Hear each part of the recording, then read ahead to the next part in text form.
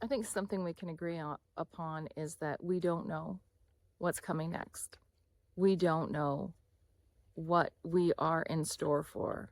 We have a sense that something big is happening and shifting and coming, and our bodies are reacting and responding by being very exhausted, trying to problem solve and to rationalize a world of intense incoming energy that we can't put in its little compartments and then move on. Is so much is unresolved, unknowable. And so if we don't know what's coming next, what is stopping us from living in this moment in a manner that matches all that you hope for and wish for and dream about? If this was your last day, would the people that you love know that? Would you be satisfied with what you have participated in during this day, what you have accomplished, how you have spoken to yourself or to others? Have you engaged in your life in the way that you would want to look back and say, that was a life well lived? That was a life well lived. And if your answer isn't yes, then you might want to do something about that.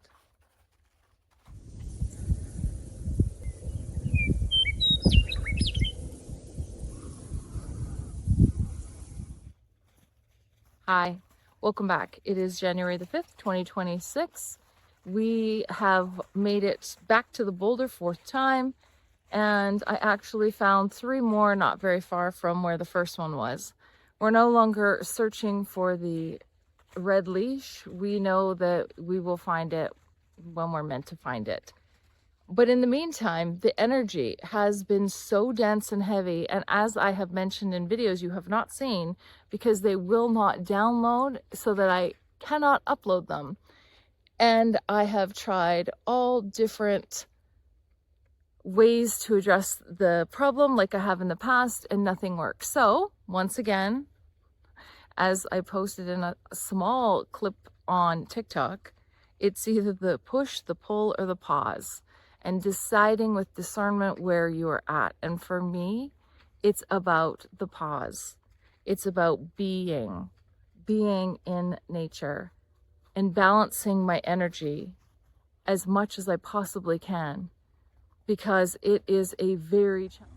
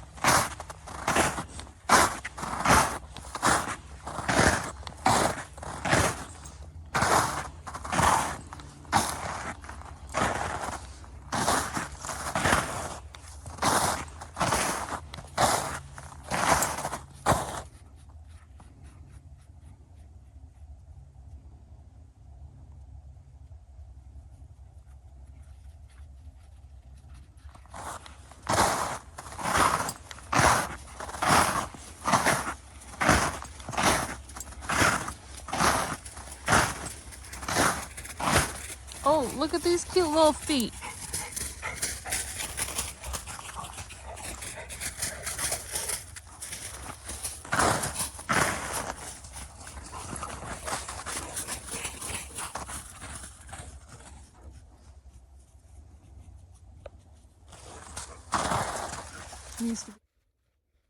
Here's the way I'm looking at things right now.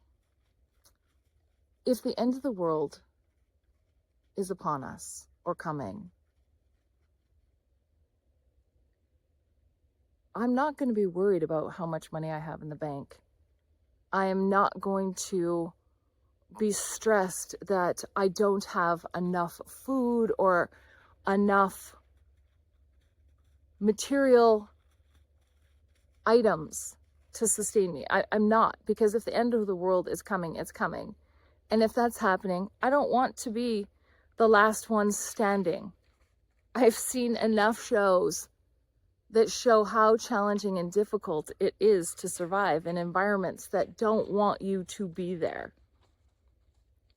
And that's something that feels eerily like what's happening right now around the world with everything that is falling apart. It feels like the end of this comfort, these first world problems that we've all been complaining about, and people who are collecting things and saving money, and the haves and the have-nots. And for me, if we were going to go into an end of world scenario, guess who I'm not choosing to connect with and to seek out to have alongside me? It would be people who are the haves, because I want the have-nots, the people who have been marginalized, the people who have struggled and suffered because they have found their way. They have had to be creative and problem solve and to really take a look at things as how they are and to find their way through. They're the ones who are going to be able to recreate something out of nothing.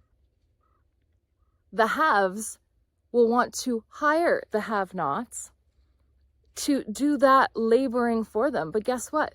Not going to happen, because there is no monetary value in doing it. When it's all about survival and survival of the fittest, which is a whole theory we could contemplate. If we were to say that it was going to be, who are you going to choose to be alongside at the end of the world? Would you know who that would be? Are there people that you feel like I should have them alongside me, but really? Do I want to be trapped in a small environment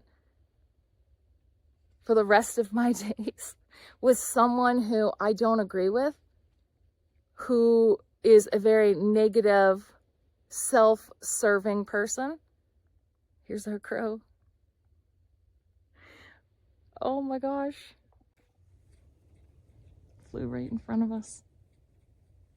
Love it. And how would you seek out people who you would want to be aligned with? Who you would want to be connected with? Because that's mostly what most of us have been doing for so long, is disconnecting from people. It's from really separating ourselves from environments and people and situations that drain us. And I think that that's what we should be doing.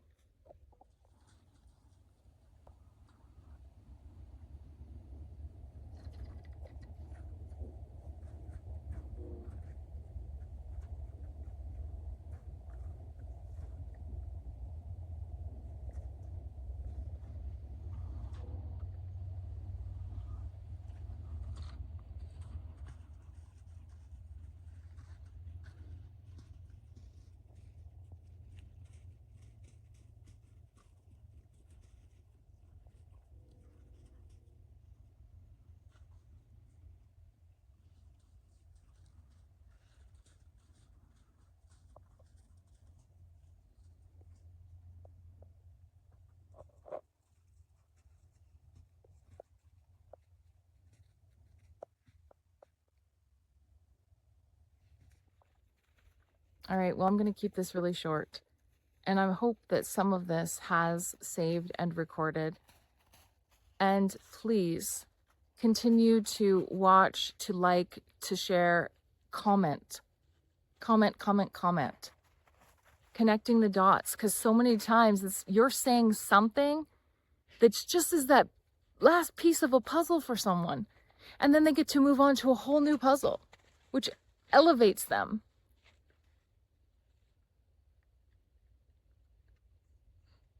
And subscribe. I was trying to think of the other thing. Subscribe.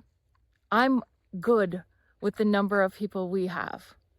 We get the message out sharing our parts of the message, and mine's just a small one, sharing our message out so that people have hope and something else to listen to, instead of the propaganda and the narrative of people who are naysayers and so doomsday. The end doesn't have to be a doomsday.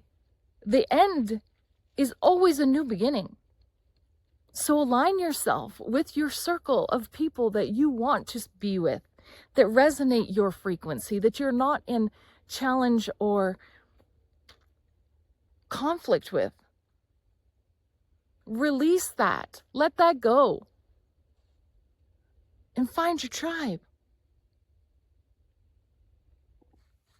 So until next time, stay safe, stay connected, and we'll see you really soon.